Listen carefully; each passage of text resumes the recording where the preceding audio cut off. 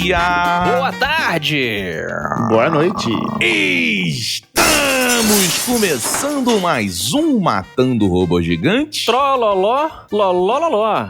Eu sou o Beto Estrada e estou aqui com... Afonso impressionado que a voz do Beto não está rouca depois do carnaval, Solano. Agora eu sou pai, não dá mais pra ficar rouca. E diretamente do Flow Games, senhoras e senhores. O Fênicão da Massa, fala aí, galera. Olha aí, Olha meus aí, amigos. Super Fênix do Flow Games. Meu velho, o pessoal do Flow é carnavalesco ou nerdola? Cara, pelo menos do Flow Games é mais nerdola. Inclusive, eu tive um funcionário que falou, vamos, folia, né, carnaval. Um só. O resto falou, não faço questão não. É, né? Mas a gente deu a folga pro pessoal lá. Ah, vocês folgaram. Não, mas assim, hoje em dia tem dois tipos de carnaval. Tem o carnaval dos blocos, né, que a galera vai para a folia, e tem o carnaval que nem eu fiz, que é assim, você pega uma casa de praia com piscina, churrasqueira e faz a sua folia. Assim, bebi pra caralho. Eu fiz esse aí. Entendeu? Mas contido. Não bebi muito, não. Eu nem bebi, na real. Só churrasco, piscininha e é isso.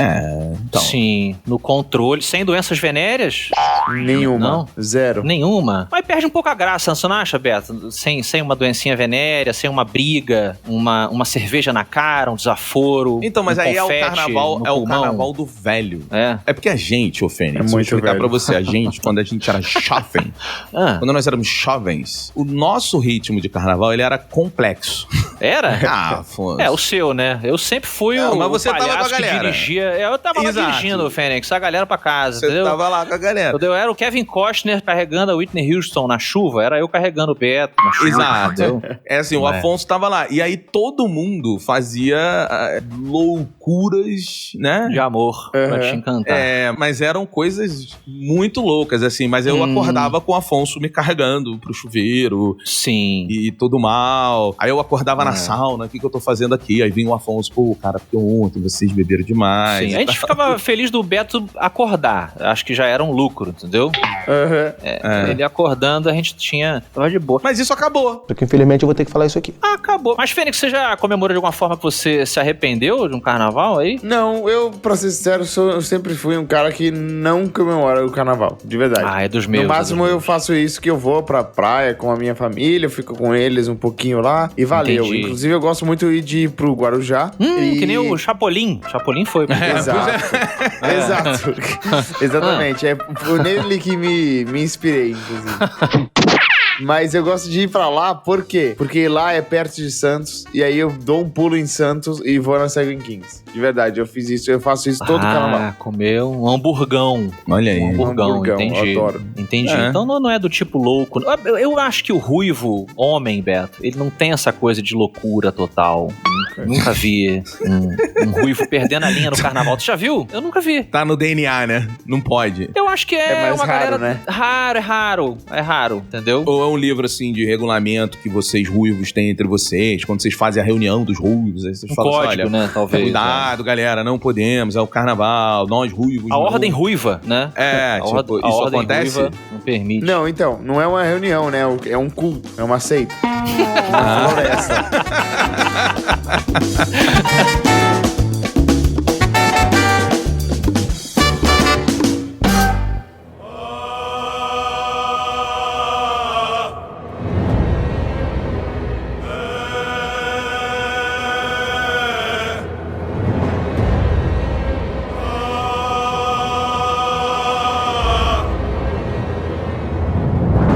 Meus amigos, senhoras e senhores, temos no ano de 2024 o crescimento do que eu gosto de chamar de uma delicada falácia que acontece no mundo, que é aquela que diz que os games hoje são a indústria que mais valem do que a música e o cinema junto. Eu acho lindo toda vez que eu ouço esse discurso, porque ele ignora milhões de fatores ao seu redor para valorizar aquela indústria em que muitos trabalham. Geralmente quem fala isso é um profissional da área que precisa valorizar o próprio produto. Mas e se, Beto, como é que é o nome dessa lourinha aí que tá cantando, todo mundo tá vendo shows dela aí? A Taylor.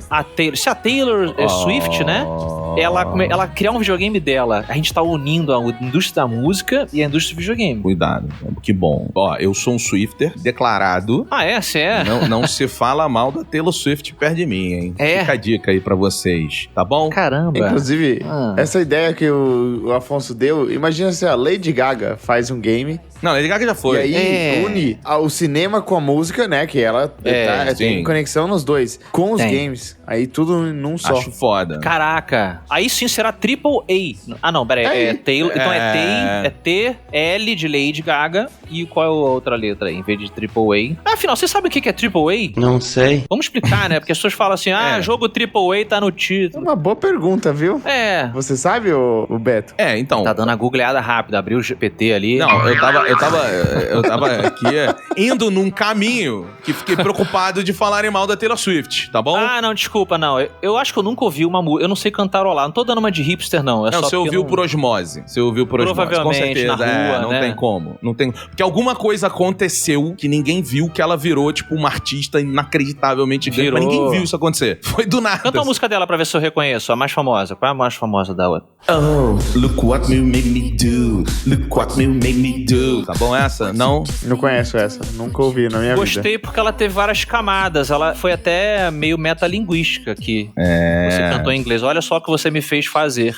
Mas é isso, Afonso. Haters gonna hate, Afonsinho Solano. Mas olha só. A real é que o seguinte, estamos num momento em que sim, a indústria do videogame é relevante, só cresce e vai cada vez mais aí conquistar amantes, espaço, dinheiro e tudo mais. Só que dentro dessa indústria temos dois lados que conversam e discutem bastante, né? Podemos dizer assim, que temos os jogos AAA e temos os jogos indie, que tiveram um poder recente, acho que eu posso dizer assim, né? Dentro da indústria, mas ainda fica o questionamento de jogos indies versus AAAs fazem sentido? Vamos explicar então rapidamente. O jogo AAA, pra quem não tá tão familiarizado assim com esse termo do mundo dos videogames, é uma espécie de classificação, galera, que significa que aquele jogo ele tem um orçamento de nível, às vezes, de cinema, né? Um perfil muito alto. Porra, às vezes não, tem, né?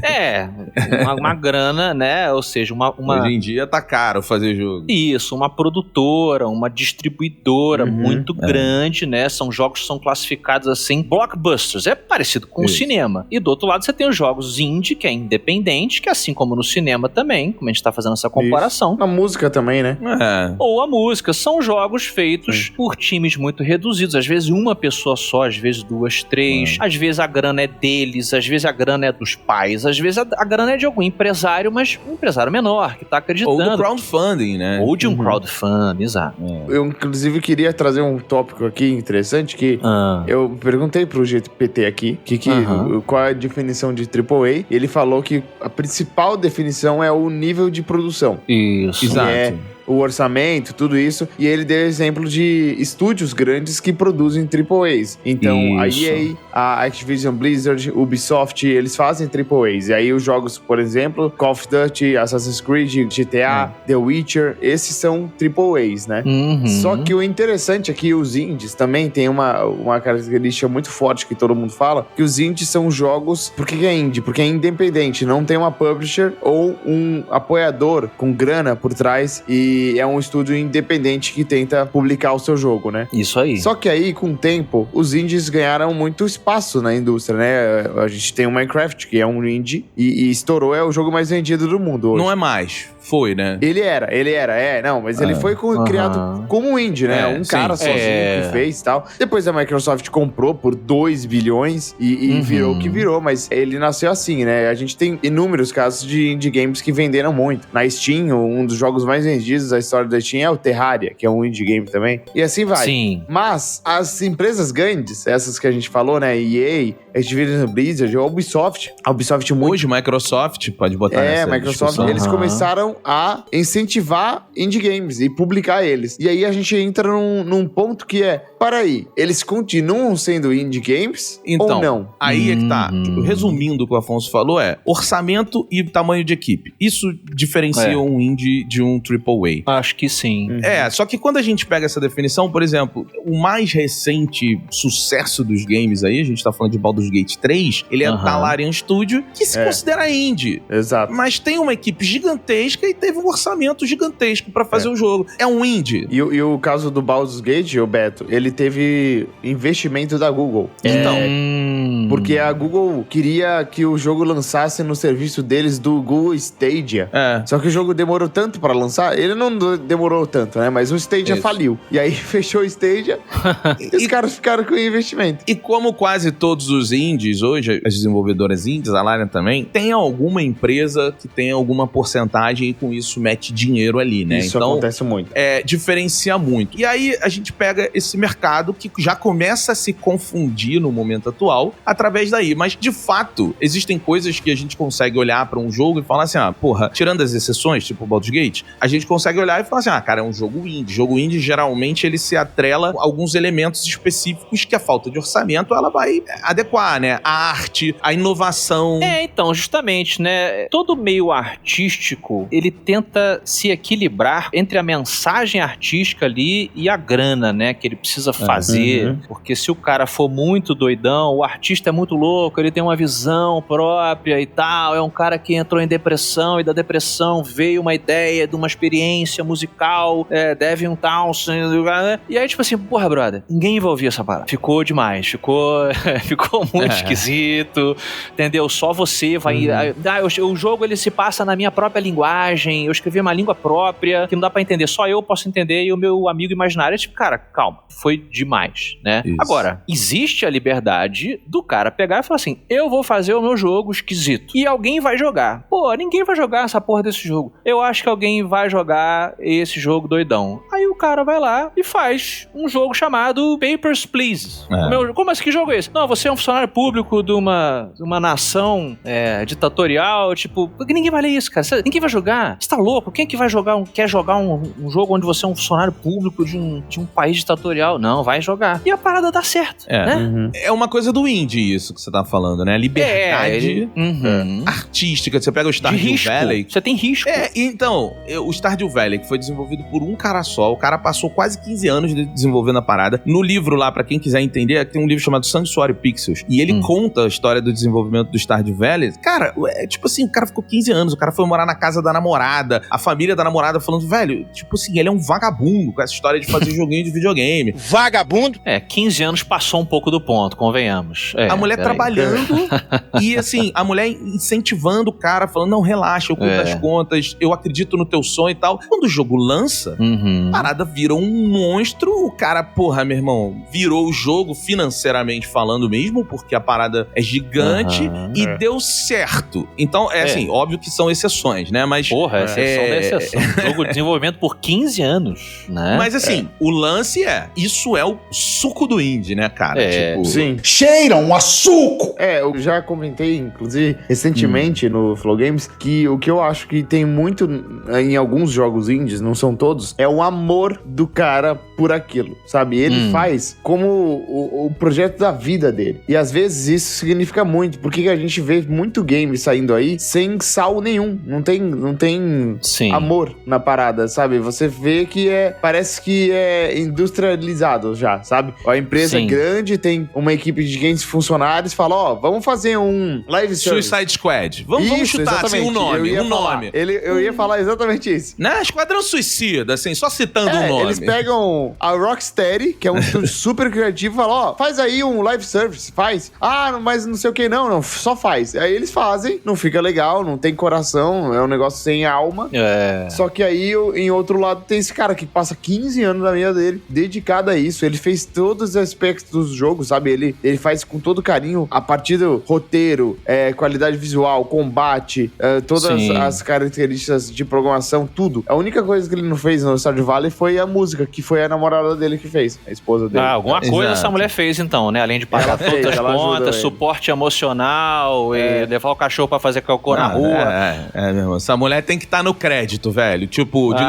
tem que... Entendi. Ainda vai querer crédito depois no jogo do gênio, né? Não, eu acho que ela tá feliz, cara, porque as estimativas falam que esse jogo vendeu mais de 20 milhões de cópias e lucrou mais de 300 milhões. É muito dinheiro. Não lucrou, né? Mas hoje ele já tem alguém por trás, já tem uma equipe trabalhando. Lançou pra celular, lançou pro já mudou. Mas só que assim, esse jogo aí, o Stardew Valley, não é isso? Isso. Stardew Valley. Ele é um exemplo extremo, né? 15 anos pra você desenvolver um jogo, poxa, até a engine vai ficar datada, os sistemas operacionais que ele começou a fazer já não serão os que depois ele vai precisar migrar. É um pesadelo, né? Quem já assistiu documentários sobre essa parte toda de programação sabe que isso é complicado pra caramba. Agora, você tem aquele documentário que todo mundo curte, né? Que é o Indie Game The Movie, que ele mostra uma coisa um pouco mais temperada, né? Ali são os criadores o criador do Fez,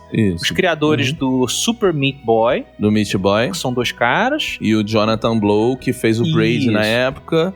Isso. E é um visionáriozão aí, na minha opinião. Exatamente. Ali você tem 3 temperaturas, né, diferentes, visões comerciais e artísticas, temperamentais mesmo, assim, de personalidade, né, e tal. E acho que ali exemplifica bem o que é essa coisa do amor que o Fênix tá puxando, né, e você, Beto?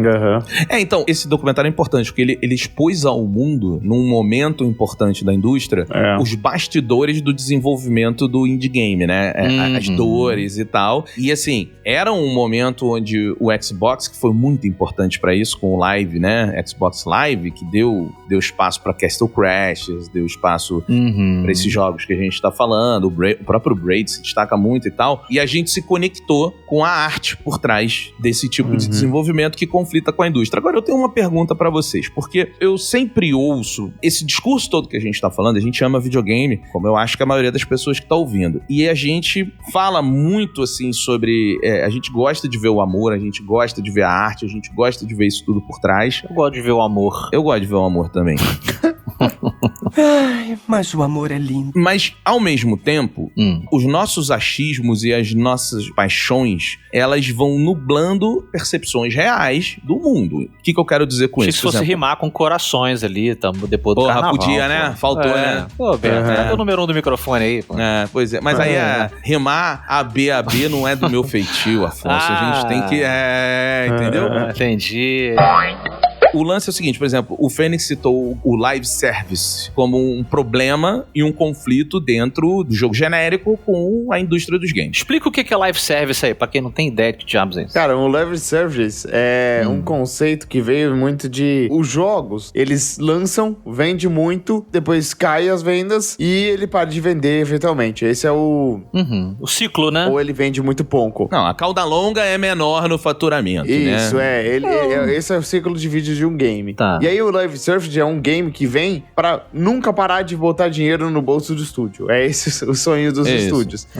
Mas ele não vem com esse intuito de início. Eles foram construindo, assim, eu acho que LoL, Dota são jogos que tinham isso como característica, que ele vai lançando updates. O Fortnite foi o maior bastião do live service, né? Que é aquele jogo que vai tendo updates com o tempo e vai mantendo o jogador lá, gastando dinheiro, às vezes, comprando passe de batalha e tal. Às vezes o live service é de graça já, porque o cara entra de graça e gasta no game, né, jogando o jogo. Sim. Então o Fortnite é o maior exemplo de um live service. E hoje... Acho que o FIFA é um puta exemplo disso, né? O FIFA também. É que o FIFA, ele lança todo ano um novo, né? Olá, eu gosto de dinheiro. Então ele... Mas ele é um live service. Ele só que ele é um live service mais abusivo, porque você tem que comprar todo ano um novo pra continuar naquele circuito. Gastando dinheiro ali dentro. Não é O live service, pra quem tá ouvindo, não é tipo assim, um jogo que lança uma edição nova todo ano, você tem que comprar o jogo. Não é isso. É quando você compra o jogo, aí lá dentro, você quer montar o seu time, você tem que comprar cartinha, aí você compra o pacote de cartas, aí você abre o pacote pra poder montar o seu time. Num jogo como Call of Duty. Tem pelo menos uma bola nova, Beto, todo ano no FIFA? Troca a bola? Tem várias. Ah, é? Tem várias. Tem várias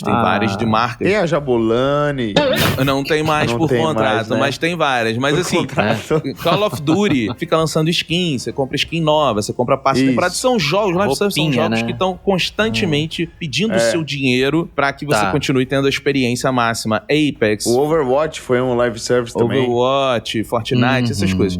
E aí o que acontece? Tem-se uma impressão, o nosso coração, aí eu vou voltar para aquele amor que estávamos falando. Até rimou aí. Ele questiona isso em cima dos indies, né? E a gente vê muitos fracassos de live service um atrás do outro. Gotham Knights é um exemplo disso. O próprio Suicide Squad que lançou agora é um exemplo disso também.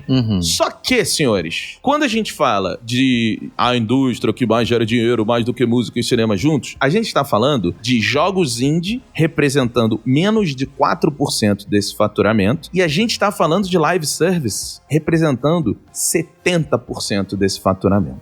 Então, a realidade do que acontece hoje é... Por que as empresas continuam fazendo live service? Porque, cara, eles querem morder esse bolo. Eles fazem 20, mas se um der certo, ele paga os 20. Isso que eu ia falar, Ele segue o baile. Já o indie, eles são 98% dos jogos lançados na Steam no ano. 98% dos jogos lançados na Steam do ano. E representam menos de 4% do faturamento do mercado. Então, assim, será que o nosso amor e a nossa vontade, nós amantes de games, vale a pena pra quem tá na indústria e é desenvolvedor? Sabe? É difícil analisar isso, né? Acho que tudo depende da fome do predador. Entendeu? Nem todo predador precisa comer largas quantidades de carne para se sustentar. Sim. Agora me explica a metáfora aí que eu quero entender. Eu acho que o predador, no caso, é o estúdio, não é? Isso, o estúdio, ele não necessariamente...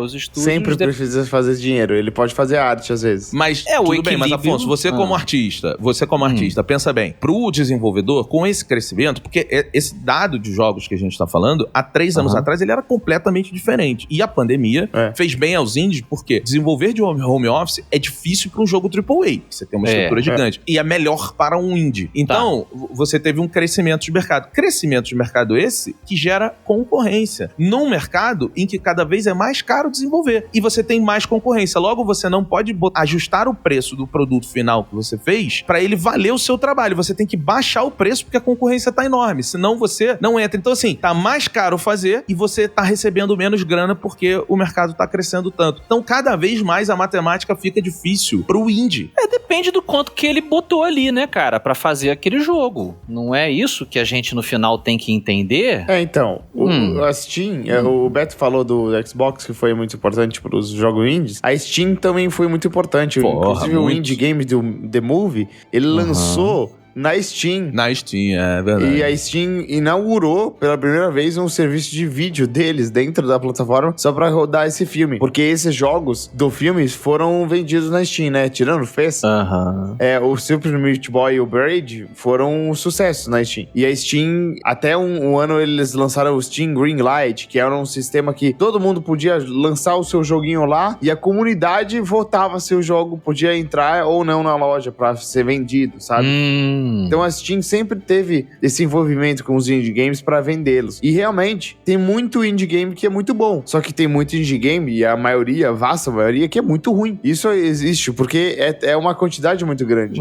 Mas você não discorda do Fênix? Porque assim, tem pouco indie game que é muito bom. Porque se a gente tem 98% lançado, e a gente pode lembrar de Outer Wilds, a gente pode lembrar de Vampire Hunter, a gente pode lembrar de Stardew Valley, mas o volume do que a gente não lembra é absolutamente maior. Pra vocês terem uma noção, a gente tá falando de 8 mil jogos lançados por ano indie contra 200 AAA. Só que a gente lembra desses indies de 8 mil, cara, a gente lembra de, 30. 5, 6 ao ano. Não ao ano. Ao ano menos ainda. Um ano. Em um ano a gente lembra menos. Então, assim, na verdade tem muito pouca coisa boa. Não, concordo. E muita merda. Isso que é foda. Mas os bons são muito bons, viu? Nossa senhora, tem uns bons aí que são incríveis. Mas Então, mas será que isso não é um efeito colateral, de certa maneira positiva, do maior acesso que milhares e milhares de artistas hoje têm de se fazer um jogo? Total. Né? Total. Eu acho que coisas como o documentário lá do Indie Game The Movie e esses serviços aí que facilitaram você fazer um... cara, igual podcast. Pensa a mesma coisa. Quando a MRG começou, brother, pra você baixar podcast, porra, era um inferno. Não tinha feed, não tinha Era um RPG. Spotify, era uma saga. Era um RPG, é isso aí. Porra, o cara tinha que baixar MP3 ou arquivo zip, aí ele levava o MRG pra empresa dele, botava no servidor da empresa, era um negócio de louco. Fênix, curiosidade pra você e pra quem tá ouvindo. O MRG, a gente botava pra baixar o arquivo do MP3 e tinha um arquivo zip. Por que a gente botava um arquivo zip? Porque em certas empresas, o download direto, ele era bloqueado na intranet. Quando o cara baixava o zip, ele conseguia baixar e dentro do computador dele abrir pra ele poder ouvir. Então a gente tinha o zip pra burlar a intranet de empresa. Olha que coisa louca, cara. Impressionante. Muito impressionante. E aí, quer dizer, conforme a mídia foi se popularizando, justamente com, né, nós fizemos parte disso, você teve também empresas que foram desenvolvendo esses aplicativos, esses distribuidores, não sei o quê. E aí pessoas que cresceram, muitas delas, a gente hoje tem a honra de, poxa, encontrar com a galera que cresceu ouvindo Matando Robô Gigante, é muito louco, né? Total. E aí essa galera tá fazendo os próprios podcasts, meu irmão, né? Tipo, e aí... Podcast que a gente gosta, né? Hoje a gente consome... Que a gente gosta, pessoas que consumiram a gente. Isso é muito legal, essa roda. Exatamente. Então, assim, eu acho que voltando pro indie, é muito isso. O cara que cresceu jogando videogame, ele fala, porra, hoje eu consigo programar, eu consigo, o cara abre o YouTube, ele aprende a programar, ele tem um amigo que desenha, ele tem um amigo que compõe, ou então ele aprende um pouquinho ali no sintetizador e tal. Então, como o acesso facilitou, eu acho que é por isso que hoje você tem esses milhares de pessoas. E o risco é muito pequeno, né? O cara pra fazer vou fazer um jogo, vou demorar aqui 2 anos pra fazer o meu jogo indie. Ele pode muito bem ter o emprego dele, ele trabalha no banco, ele é estagiário, ele tá fazendo a faculdade dele, ele chega em casa, ele dedica 1 horinha, 2 horas por dia, meu irmão, pra fazer a programação do jogo dele. Ah, não deu certo, daqui a 2 anos. Pô, cara, eu me diverti, eu aprendi, inclusive com o que ele aprendeu, ele pode ir trabalhar numa empresa maior. Acho que o risco é muito pequeno, né? Eu vejo como positivo também, Afonso, porque pra mim é tipo a criação de conteúdo, né? Você tem hoje mais influenciador que médico no Brasil, por exemplo. E aí poucos... Não, isso é um dado bizarro pra você parar pra pensar. Sim, mas é um dado engraçado. É um dado engraçado. Mas é um dado bizarro pra você parar pra pensar que, assim, pra você ver o volume de influenciador que tem, e aí, enfim, que isso não vira uma discussão de Creators Economy, mas assim, dentre isso, você vê que aqueles que se destacam são poucos. Então, assim, é muito legal você ter plataformas que dão acessibilidade à criação de qualquer arte, qualquer conteúdo, qualquer coisa assim, e de fato, quanto mais gente estiver fazendo, mais a gente vai ver aqueles poucos diferentes que vão mudar a mídia, vão mudar o game. E mais veremos merdas também. Né? Vai ter merda. Mas mais merda é preciso, né? Porque assim, flores também nascem da lama, né? Mas pra gente ver uma flor, a gente precisa de uma lama gigante. Não é verdade? Mas não é verdade? Esse carnaval deixou o Beto apaixonado, Achei bonito, viu? Mas é interessante falar dos criadores, porque os criadores foram muito importantes pros jogos indies. Porque quando um pai da vida faz vídeo de um jogo indie, esse jogo indie explodia, né? Ganhava um marketing orgânico ali, absurdo. E isso criou esse ecossistema que os jogos indies se beneficiam muito dos criadores. Tem muito criador que joga um jogo que ninguém conhece e publica ele. Aqui no Brasil a gente tem o Alan Zoca. Sim. Eles viram e mexe, tava jogando um jogo que ninguém nunca ouviu falar, mas é muito bom e populariza o jogo assim, né? Mas os criadores de conteúdo hoje, eles são parte relevantíssima da indústria indie. Porque Vampire Hunter, Minecraft, cara. Minecraft é um maior exemplo disso. Nossa. O jogo que vendeu 300 milhões de cópias, ele virou o que virou por causa dos criadores de conteúdo. Tá aí o Fênix, que só existe por causa do Minecraft. Eu não sei se você sabe, mas o Minecraft foi que mudou o YouTube pra games. Total. Porque antes do Minecraft, a gente não podia fazer vídeo de games no YouTube. A gente tomava flag ou strike da empresa que fez o jogo. A Nintendo fazia muito isso e todas as outras também faziam. A Rockstar também fazia, então vídeo de GTA não funcionava. E o Minecraft foi diferente, porque como é um jogo indie, o Notch, o criador, nunca proibiu isso. Ele falou, não, faz aí. E aí tinha muitos vídeos de Minecraft no YouTube e isso impulsionou muito o jogo, vendeu muito e as marcas grandes, Rockstar, EA Games, começaram a ver que realmente eles podem deixar os criadores fazerem os conteúdos e isso vai ser bom pra eles. E aí eles liberaram. E aí começou o YouTube de games de verdade. Porra, maneiro como é que a história tá entrelaçada aí, né? Exato, você vê como isso mudou. Por exemplo, vamos fazer um elogio aqui a um dos melhores community managements que eu já conheci na indústria de games, tá? O senhor Sarda, todos nós conhecemos e gostamos muito dele aqui. Puta profissional, bom pra caralho no que faz. O Sarda, ele é um cara que cuida da relação da marca, ele trabalha no Ubisoft, pra quem não sabe, ele cuida da relação da marca e dos jogos da marca com os criadores de conteúdo e com o público em geral. Há anos, e faz isso com excelência inacreditável. E ele trabalha num dos grandes players do mercado, mas esse grande player do mercado entendeu que precisa se comunicar com as pessoas por causa da indústria indie. A indústria indie mostrou pra indústria AAA que isso é necessário para o todo, para o videogame, né? Sim. Então é muito foda a gente ver quando eles se conectam.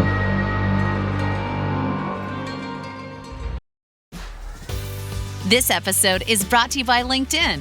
Psst, healthcare pros, word's out, and it's too good to keep quiet.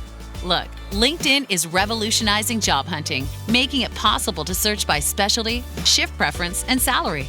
Endless scrolling is out. Whether it's a mental health therapist or dental hygienist, finding the perfect role is faster and easier than ever. Head to linkedin.com/healthcare and start your search today. E aí, pra quem está nos ouvindo, gosta muito de games, quer conversas sobre games toda semana, notícias sobre games toda semana, Fênix, por favor, aonde que quem está nos ouvindo vai? Claro, vai no Flow Games. O Flow Games é um podcast também, a gente faz vídeo, a gente faz tudo no YouTube sobre games. Suspeitei desde o princípio. A gente só fala de games, a gente fala das novidades, a gente acompanha todas as novidades, dá muita opinião nossa lá e a gente joga bastante. Então, assim, se você quer ouvir mais sobre os jogos indies, a gente vai fazer em breve um programa que a gente vai falar sobre os melhores jogos indies da história.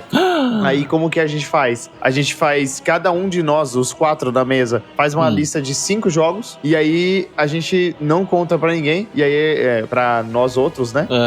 E aí a gente vai falando um por um e vai vendo se bate na lista dos outros. Claro que vai ter jogos que são os melhores da história que vão ficar de fora, mas esses são os nossos melhores da história, né? E é um programa muito legal. A gente fala do jogo, debate o jogo, fala de cada um deles e o ponto que tocou a gente. É muito legal. Maneiro. Muito bom. Vou só levantar a bandeira que ele falou 4 da mesa, mas são 5. Time Thaís fechado, hashtag aí. Tô fechado aí. Na verdade, eles têm o Micali. É com a Thaís e sem o Micali esse programa. Tá bom então. Tá bom. É porque a Thaís é muitos jogos indies, então ela com certeza vai participar.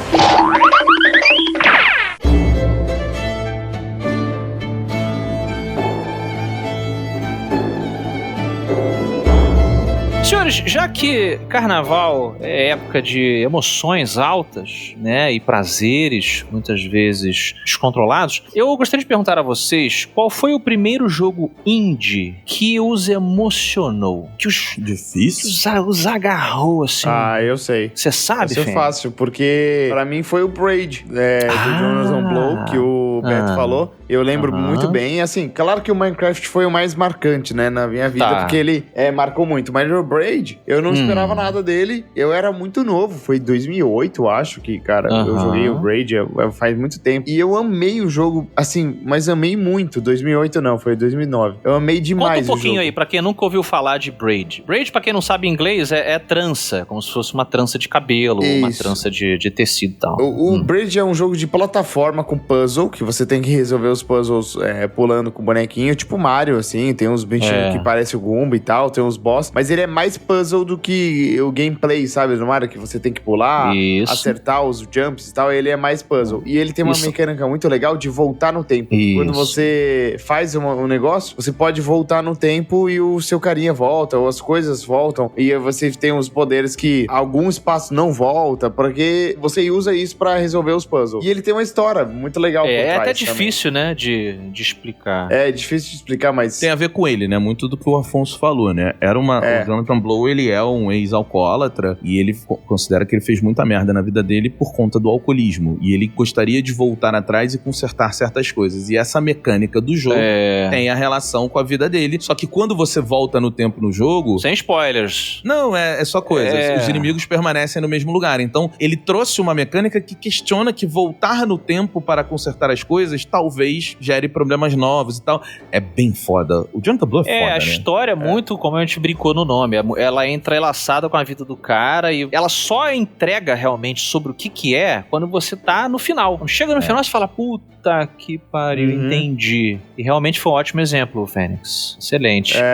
Cara, um exemplo muito bom que eu gosto muito também foi mais tarde isso, 2013, mas é um jogo indie que impactou demais e ele lançou, até que recentemente, eu acho que faz 2 anos no máximo, uma versão nova dele com DLC e tudo, que é o The Stanley Parable. Já viram esse jogo? Demais. Pô, Esse jogo é muito bom, cara. O jogo é maravilhoso. Maravilhoso. Conta aí, conta pra galera como é que ele é. Cara, o Stanley Parable, ele me lembra muito aquela série da Apple TV que nunca mais saiu nada, que é o Severance, né? Sim. Que assim, você controla o Stanley, que é um funcionário, num escritório, só que o escritório tá vazio, não tem ninguém, parece que tá abandonado, e tem um narrador narrando tudo que você faz, ou que você vai fazer. E aí é legal que você pode desafiar ele. Ele fala, Stanley subiu a escada à esquerda, aí você vai à direita. Ele fala, Stanley estava confuso e decidiu parar na cafeteria, sabe? E aí ele vai adaptando ao que você faz,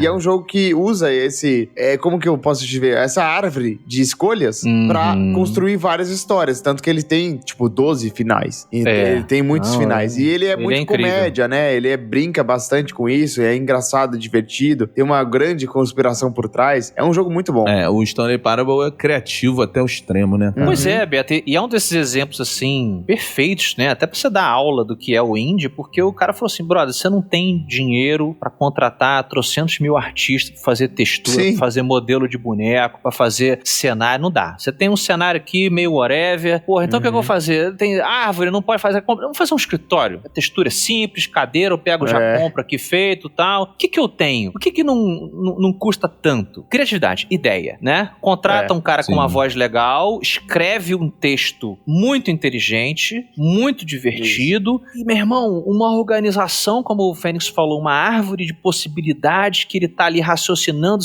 ele tá reagindo ao que você tá fazendo. Você não precisa de muito dinheiro pra executar uma ótima ideia.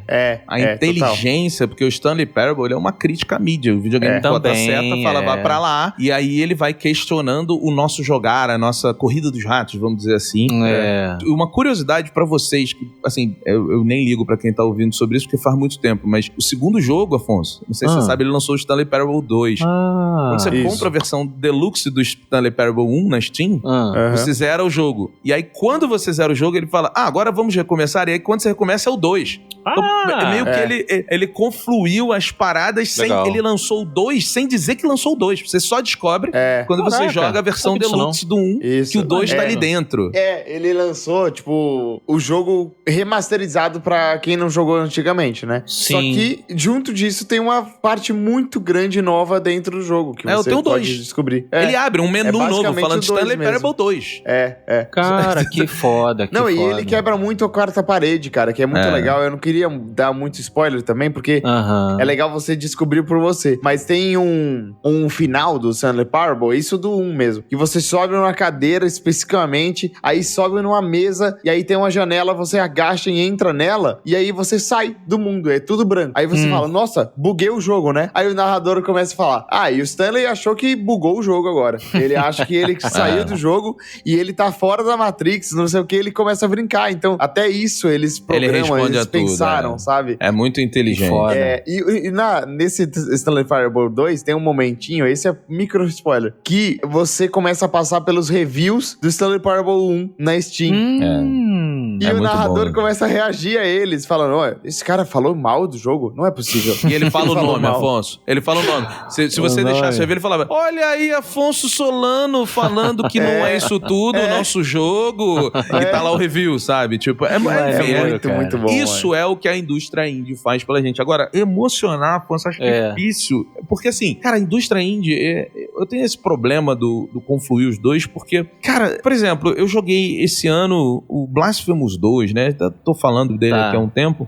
E, cara... Muito legal. Nossa senhora, esse jogo é maravilhoso, assim. Se eu for fazer uma lista de top 10 jogos da minha vida, cara, eu vou botar Ori, por exemplo, que é... Claro. Ori. Porra, meu irmão! Falou de emoção. Hollow Knight. Você tem que falar de Ori. Ele cai, inclusive, nesse... Fala de Ori, cara. Nesse exemplo que a gente falou de um jogo que ele tem uma puta de uma produtora por trás, né? Uma grana fortíssima também da Microsoft, mas Depois. ele não... Depois, exatamente. Depois. O Ori 1 não teve, Não, ele teve, mas depois da demo. Então, isso. exato. Mas ele não digamos, não que nem foi o 3 Cuphead. caras fazendo o jogo no quarto, entendeu? Isso. Sim, Mas ele é considerado um jogo indie e ele faz você chorar, brother. Ele é incrível. É incrível. Não, ele é incrível. Então, ele é um jogo incrível. Então, assim, é muito difícil, por exemplo, Inside. Porra, cara, como é que você não vai falar da experiência de Inside? Outlast, cara.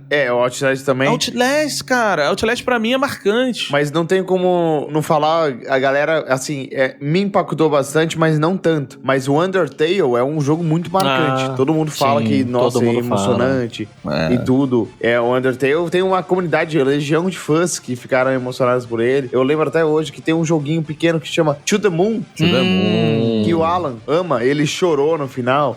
Então, assim, os indie games têm esse aspecto também, que às vezes eles conseguem tocar na alma. Mas não como se os AAAs não tivessem, né? Porque, exato. Por mais que tem muita gente que não gosta, o The Last of Us 2, ele tocou a alma de muita gente. Claro. Ele tocou, assim, num nível mais profundo. 1 e 2. Os dois. Aí é que entra. É muito difícil a gente ficar desmerecendo também a indústria AAA, porque assim, você falou de The Last of Us 2, mas eu nunca... Cara, a experiência de Red Dead Redemption 2 é um negócio. Exato. É um negócio. Ela tá ali também, E aquilo é um exemplo de AAA do que o dinheiro... O volume de pessoas pode te entregar, mano. O dinheiro infinito.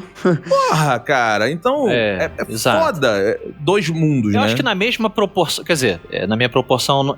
proporção sim, não em número, mas na proporção, talvez exista uma equidade até de indies bons versus indies bosta, assim como AAAs bons e AAAs bosta, né? Pode ser. Deve ser por aí, cara. Eu acho que sim. Eu acho que não. Eu acho que pela natureza de uma indústria, existem mais indies bostas do que AAA bostas por conta desse volume que eu falei. Mas eu quis dizer em questão de proporção, não em número, entendeu? Por isso que eu acho que é difícil a gente... Eu não sei, mas eu não acho. Proporcionalmente, será? Cara, pensa bem, esse dado da Steam, que é um dado hoje desatualizado, que é de 2022, mas você pega assim, 8 mil indies contra 200 AAAs. Então, mas proporcionalmente, a gente teria que fazer uma puta pesquisa, tipo assim, pegue todos os jogos nos últimos 5 anos, jogos AAAs, e faça uma lista de quantos tiraram, vamos dizer, nota 8 pra cima, no average, tá? Faça a mesma coisa nos últimos 5 anos com jogos indie. Eu não tenho ideia, mas eu suspeitaria de que seria proporcional. Mas não sei, né? Não tem como saber. Você eu acha acho que não, porque se você pegar, por exemplo, eu acho que um bom termômetro, e somente termômetro disso, tá? A gente pode olhar pra, por exemplo, o Game Awards, que hoje se destaca. Então, e os jogos indies disputam o melhor jogo. E a AD está lá e tudo. Só que quando você olha, assim, o volume de jogos que são levantados, cara, se você pegar assim, porra, é muito fácil o ano passado, nesse ano maravilhoso, que foi 2023 de games, a gente lembrar de Zelda, a gente lembrar de Resident Evil, a gente lembrar, sabe? Alan Wake. E você vai botar no meio do caminho, óbvio que você vai botar jogos indie, mas você vai botar muito menos jogos indies nessa matemática do que jogos AAA. E jogos AAA são menos que são lançados lançados no mercado do que jogos indies. Mas será que não é cultural? Será que não é uma questão de gosto? Por exemplo, a gente aqui gosta muito de jogo indie, beleza. Mas a maioria da galera, né, prefere AAA. Acho que por várias razões. Acho que por acessibilidade também. O jogo AAA chega mais fácil na mão de todo mundo, né? Cara, eu acho que é bem interessante a discussão, porque eu acho que às vezes depende do ano também. Porque o ano que o Hades estava concorrendo o jogo do ano, o Hades é um exemplo perfeito, cara, porque é um jogo muito diferente, né? Ele não parece um jogo indie. Tem isso também, né, que a gente não comentou. Os jogos indies têm uma característica física deles, que você bate o olho e fala, esse jogo é um jogo indie. Parece um jogo indie, né? Às vezes pixelado é um jogo indie. Tanto que no Game Awards desse ano teve a polêmica do Dave the Diver, que foi indicado ao jogo indie do ano, só que ele não é um jogo indie, porque ele teve financiamento muito grande por trás, é uma empresa muito grande, ele não é um jogo indie, na sua essência, mas ele parece só parece, tá disfarçado de indie. Mas no ano do Hades, foi um ano muito fraco, pelo menos na minha opinião, de jogos AAA. A gente vi o The Last of Us 2, que é muito bom, e ele ganhou o jogo do ano, só que além dele, nenhum jogo me cativou. Eu sei que teve o Final Fantasy VII Remake, o Doom Eternal, Ghost of Tsushima, mas o Hades pra mim é muito superior a todos eles, entendeu? O Hades pra mim é um jogo que bateu muito nesses. É foda, porque é isso que você tá falando. Entra numa coisa de gosto pessoal versus resultado. Porque assim, cara, você falou pra mim aí de 2 jogos que são absolutamente, e foda-se que são AAAs. São, se eu quiser falar pras pessoas sobre como o videogame é foda, eu vou falar de Last of Us 2 e Ghost of Tsushima, sabe qual é? Tipo assim. Pois é. Eu entendo. Mas eu também vou falar de Hades. Então é foda, porque tem o gosto. É difícil, cara. É que eu quero, antes de que me reitentem, eu sei que nesse ano lançou também o Animal Crossing do Switch, justo na pandemia, e foi um dos jogos mais importantes na pandemia. Exato. Vendeu horrores. Eu sei que da importância dos AAAs, mas eu acho que os indies, eles são muito importantes pra indústria também. Sem eles, a gente perderia muita coisa, porque eu fico muito feliz que eles ganharam tanto espaço como hoje, sabe? Porque a gente tem algumas pérolas que a gente vê de ano a ano surgindo por aí. Vocês concordam, então, com uma avaliação, já que estamos indo para o fim, com uma avaliação que seria assim, os indies, eles são importantes para a inovação, para a arte, para manter a indústria indo para frente, se provocando e se desafiando. E os AAAs, eles são importantes para manutenção da indústria, para vender, para gerar o dinheiro. Eu também. Para se consolidar com a base de jogadores. Assim como a Marvel é pro cinema? Os dois. Fala isso pro Scorsese. Não, mas cara, você amarrou bem, Betão. E não é à toa que... eu concordo. Que as grandes empresas... Olha o Portal. Olha o que aconteceu com o Portal, que bacana. Hello and again. Né, galera? Cara, o Portal é um exemplo bom, Afonso. Tá aí, Afonso. Tá aí. Só respondendo ao Afonso. Minha primeira grande emoção se chama Portal 2. Aê, Portal 2, mano. Porra! Portal 2. Mas aí ele já não é mais um jogo indie, né? O Portal 2 já é um jogo grande. Sim, mas a gente pode considerar que a ideia nasceu indie. A ideia do Portal, a mecânica, então, né? o Portal era um projeto de faculdade.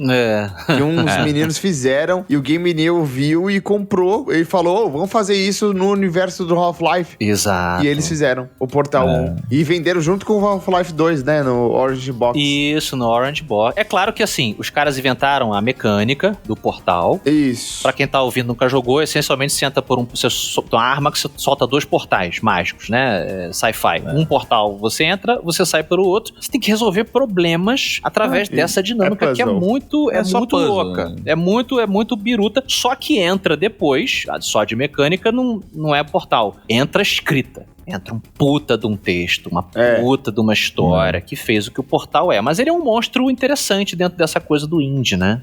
Sim, é um exemplo muito bom. Relevantíssimo. Ele é bom demais, cara. E as empresas olham pra essa galera e falam, meu irmão, adorei aquele teu jogo, você viria pra nossa empresa. O problema é que quando tudo que cresce demais, olha os dinossauros, né? Não é à toa que isso é usado como um termo de coisas ultrapassadas. O mundo mudou e quem não se adaptou foi extinto. instinto, né? Então, assim, o problema de você crescer demais é que você perde muitas vezes a noção. Você fica desengonçado. Você fala, puta, cadê a minha alma? Onde tá a minha alma aqui? Eu tô Daí vem o termo industrializado, né? Que parece que é feito numa fábrica. Ele não tem mais alma, é só automático. Muito bom. Eu brinquei com a coisa da fome, mas é um pouco isso. Você cresce demais, você começa a ficar com fome. Muita fome. E pra você comer demais, às vezes a qualidade vai ter que cair um pouquinho, né? E você começa a crescer mais. E a fome, em certos casos, não é ganância, é só necessidade mesmo, né? Então, tem certos casos que é ganância, tem certos casos que é necessidade. O crescimento gera responsabilidade, que expõe em lugares... Cara, eu gostei muito da amarração do Beto, porque eu concordo muito que o indie game é muito importante também pra provocar a indústria de AAA pra eles evoluírem e não ficarem na mesmice. Porque às vezes é muito confortável você ficava lançando live service que vem de caixinha e você faz muito dinheiro e aí acabou a arte dos games, entendeu? É só... Isso. O intuito é só fazer dinheiro. Os indie games, eles vêm, às vezes, fazendo muito dinheiro. Sim. E o intuito não é esse. O Stardew Valley foi isso. E a gente tem um exemplo muito bom, recente, nesse ano, que foi o Paul World. E aí, deixa eu me explicar. O Paul World, ele não é um jogo bom, tá? Ele não é um jogo bom. Bom mesmo, ele não é. Ele é um jogo, assim, um monte de asset reutilizado. Ele é mó zoado, tem um monte de bug. Ele tá muito early access, tipo um alpha. Mas, ao mesmo tempo, ele vendeu horrores, cara. Ele vendeu, tipo, 15 milhões de cópias. Caraca. Porra, tudo isso? Por que ele vendeu tanto? Ele pegou o maior pico de players da história de Steam, depois do PUBG, que foi o maior jogo da história do Steam, né? O PUBG. Por que ele teve todo esse sucesso? Porque ele é muito divertido. Mesmo que ele não seja um jogo muito bem feito, assim, polido e tudo, ele é muito divertido e ele cativou os players de alguma forma. E aí eles provocam um dos maiores jogos AAA da história da humanidade, que é o Pokémon. O Pokémon, há muitos anos, está assentado. Ele falou, não, beleza, eu lanço aqui um joguinho merreca, todo ano vai vender 20 milhões, todo ano eu sei que vai vender, porque vende todo ano. Então eles estão assegurados disso e ninguém provoca eles, não tem um jogo que compete com eles. Só pra dar base aqui pra quem tá ouvindo, ele vendeu 15 milhões, né? Vou dar uma base aqui pra quem tá ouvindo, assim, pra vocês terem uma noção. 14 milhões de cópias um jogo, o Days Gone, fez, e não foi suficiente pra Sony achar que ele merecia uma continuação. Ele deve ter uma continuação porque a comunidade de fãs como eu queria tá batendo muito e pedindo. Eu também, mas assim, mas não foi suficiente. Adoro Days Gone. Eu também. Só pra corrigir, o Beto, e não passar a informação errada, 12 milhões de cópias vendidas na Steam e no Xbox não sabe-se porque ele tava no Xbox Game Pass, mas ele chegou a ter 19 milhões de players únicos nas duas plataformas. Só um esclarecimento, eu pedi desculpa aqui pra nossa audiência, o cara tá achando que aqui é Flow Games, ele tem preocupação de passar a informação errada, Beto. Deixa eu falar um negócio, aqui são essas preocupações não. Pelo amor de Deus. Mas, ó, tenho certeza. Quem é MRG, brother? Mas, ó, só pra vocês terem uma noção, o Control, ele vendeu 4 milhões de cópias. Esse repórter saiu semana passada. Ele vendeu 4 milhões de cópias. Fez estimado, com 4 milhões, ele faz estimado 100 milhões de dólares. E ele custou 30 milhões de dólares. Pronto. Quando a gente fala de um jogo que, porra, independente, vendeu 12 milhões de cópias e ele custou muito menos do que 30 milhões, esse jogo aí, se a gente pegar numa proporção de Control, óbvio que ele é mais barato, ele faz um dinheiro diferente, mas assim, vamos botar que ele fez 150 milhões de dólares. Cara, ele deve ter custado nem 10. Então, assim, a indústria dos grandes olha um Stardew Valley com esse volume de venda, olha essas coisas e fala assim, velho, eu quero ter isso aí. E é aí que o indie influencia o AAA. Que provoca a indústria, isso. É aí que provoca nessa relação custo-resultado. E aí a gente tem na pandemia aquele jogo dos bonequinhos lá, que era as Olimpíadas do Faustão. Foi um sucesso. Fall Guys.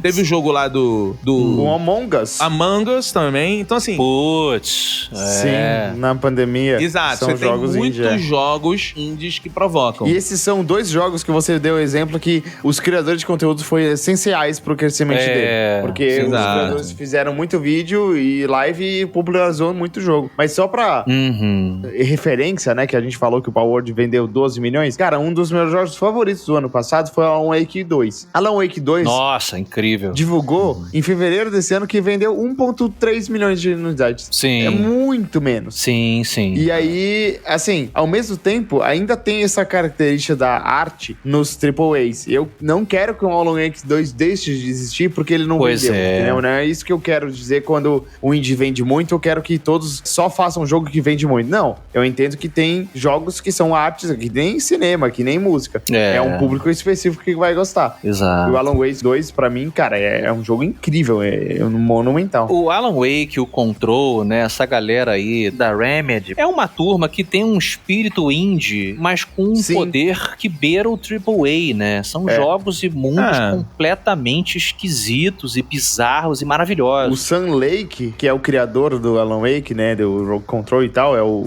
diretor, ele tem esse espírito indie mesmo, ele faz com amor.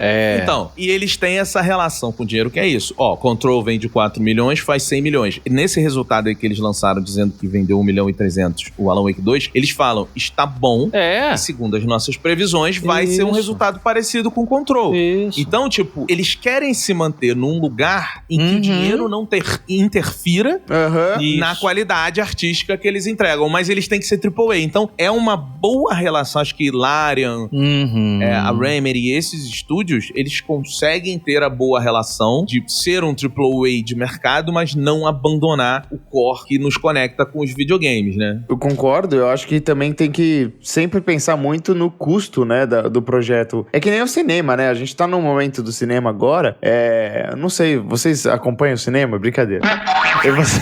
Vocês devem ter visto que a gente tá num momento na indústria de cinema meio caótico, porque o ano passado foi muito prejuízo para todos os grandes estúdios, menos a Warner que lançou o Barbie, né? E o Oppenheimer.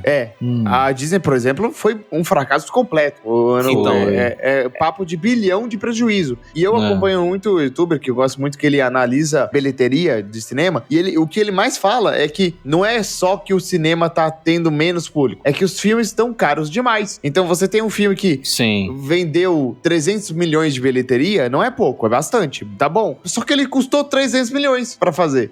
Mas calma. Mas filme ruim também, né? Vamos colocar nessa conta aí, porcarias. Filme ruim.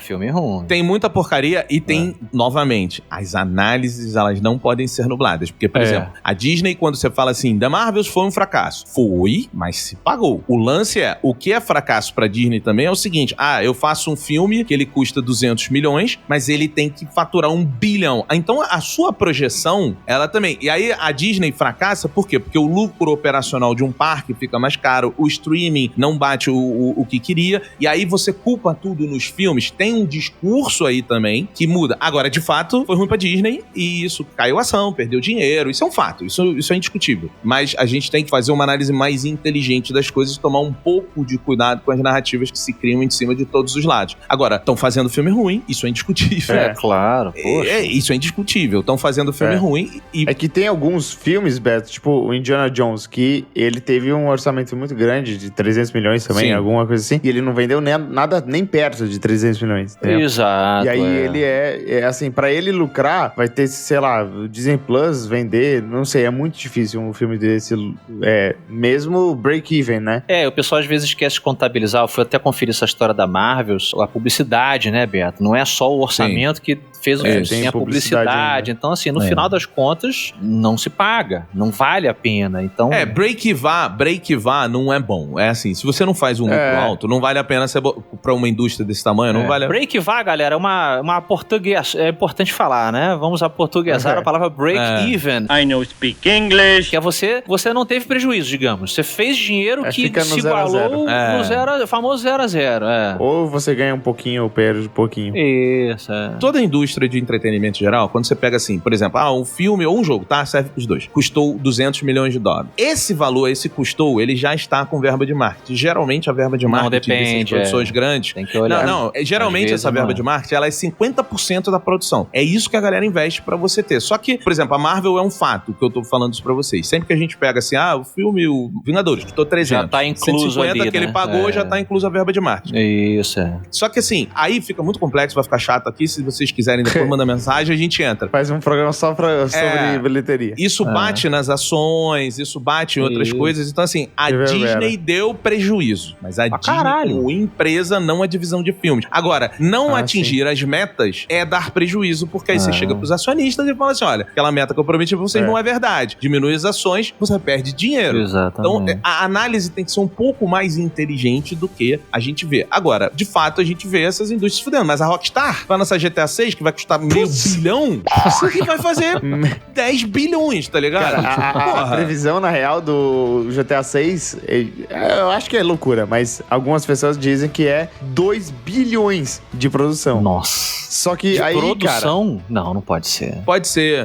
No valor pra fazer o jogo. Não. Mas eu acho que inclui também marketing e tudo. Mas é especulação. O mais bizarro é que eu acho que se paga. Com certeza. Lógico. GTA V, gente, tá há 10 anos sendo... GTA V é live service, cara. E é o maior live service que tem. Ele virou.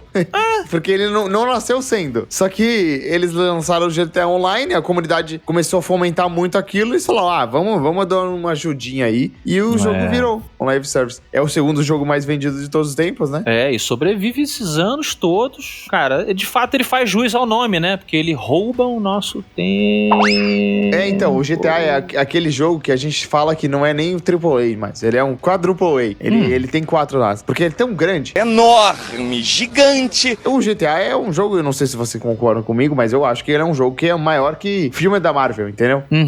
Ele tem essa característica que fura a bolha. É só fazer a relação. O GTA V, ele gerou, a Rockstar faturou 8,5 bilhões de dólares. O filme que mais vendeu de todos os tempos faz 2. É isso, tá explicado. O tamanho do GTA V. Ele é muito... exatamente, é muito grande. E não só o tamanho de números, né? Mas eu acho que culturalmente as pessoas conhecem um fenômeno GTA, sabem cultural. o impacto do GTA na cultura, né? E esse 6 tem tudo pra ser esse grande novo jogo. Eu só questionaria aí essa comparação. De novo, é um programa inteiro pra gente debater isso. Sim, eu não acho que GTA, ele tá na cultura... Uma coisa é a pessoa saber o que é GTA. Ela já ouviu falar, o que é GTA? É um joguinho de roubar carro. Minha avó, que hoje tá no céu, ela fala, o que é GTA? É um joguinho de carro. Outra coisa eu falo, vó, o que é o Homem-Aranha? Ela sabe o que é o Homem-Aranha, sacou? É um pouco diferente, sim. Né? Pelo menos hoje, Eu concordo com você da profundidade. Cara, que programa bom, hein? Que programa bom que a gente vai ter futuramente debatendo esses entremeios enquanto falávamos de índio.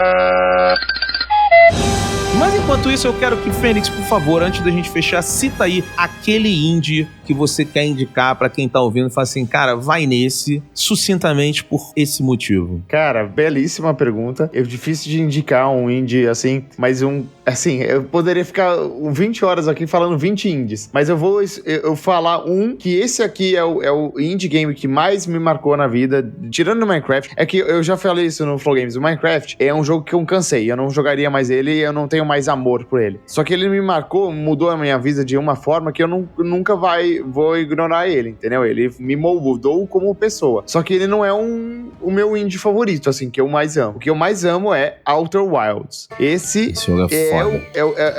É um jogo perfeito pra mim. Eu não tenho crítica nenhuma para esse jogo. De verdade, eu amo ele. Eu amo como eles contam a história do jogo. A história é muito boa. E ele mexe muito com um negócio que eu tenho desde criancinha, que eu amo exploração espacial.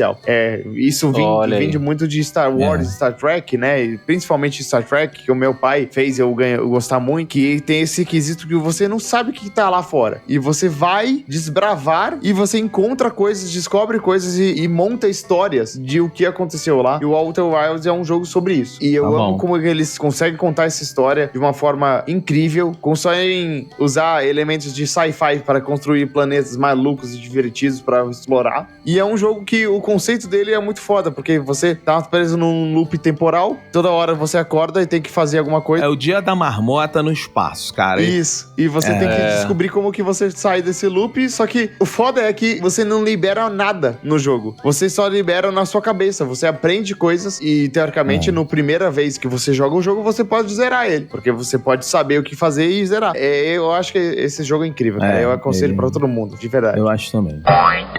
Afonsinho Solano, eu vou deixar você por último, mas eu quero aqui, porque o meu coração vai bater junto com o seu, porque eu tenho, Fênix. Eu tenho 2 jogos indies, um deles eu vou chamar de indie, mas é que eu amo Metroidvania, né? Acho que aqui no MRG as pessoas sabem que é um dos meus estilos favoritos de jogo. Eu tô sempre jogando um Metroidvania. E, cara, é difícil pra mim, eu não, se você falasse assim, fala top 3. O 3 é o Blasphemous, o 1 e o 2 eu não vou saber dizer, e eu vou dizer os 2, que estão na primeira e na segunda posição simultaneamente, que são joguem... Caramba, aqui, tá enrolando, fala aí. É porque assim... Porra, porque se eu indicar Ori, eu me sinto mal por não indicar Hollow Knight. Se eu indicar Hollow Knight, eu me sinto mal por não indicar Ori. Eles são... Então eu vou indicar pra mim, né? Os 2 melhores Metroidvania que eu joguei na minha vida. 2 dos melhores jogos que eu joguei na minha vida. E 2 jogos indies. E 2 experiências, assim, cara, de arte. De arte, mano. Porra... Então, pra mim, pode jogar esses 2, que eles fazem tudo que fazem perfeitamente, na minha opinião. Olha, eu vou citar aqui, então... Eu vou citar 3 numa sequência rápida. Não é justo, o Fênix só pôde citar 1, eu citei 2. Eu fiquei me sentindo mal, agora eu quero falar mais 2 também. Que isso? Não, então eu vou ficar com 1 então aqui. O jogo indie, ele não é o melhor jogo indie da história, claro que não, a gente citou diversos outros aqui, mas o primeiro jogo indie que me emocionou, já citei algumas vezes no MRG, é um jogo chamado Out of This World, que eu joguei no Super Nintendo. A gente tem mais tempo do que o Fênix, né? No ano... Nossa. Ou Another World, né? Ou Another World. É lá em 91, Fênix. Você ainda estava você ainda era poeira cósmica ainda, né? Você não estava conosco. Mas ele foi um jogo que foi inteiro... Assim como o Prince of Persia foi feito lá por um único sujeito, ele foi feito por um cara chamado Eric Chahi, ou Chahi. E o cara fez tudo e o cara conseguiu contar um épico espacial sem uma linha de diálogo, cara. O cara te conta uma grande história de amizade, o cara vai parar num outro planeta, numa guerra civil bizarra, e o cara fez isso usando gráficos poligonais no Super Nintendo. Então, assim, é um convite pra galera colocar no YouTube. A jogabilidade hoje é ruim. Mudou a narrativa dos games, cara. Mas ele mudou a narrativa dos games. Ele mudou a história da narrativa de games, assim. O cara fez uma narrativa cinematográfica com os recursos do começo dos anos 90. Escreve aí depois, Another World ou Out of This World. Eu vi aqui. É, mó barato. Incrível.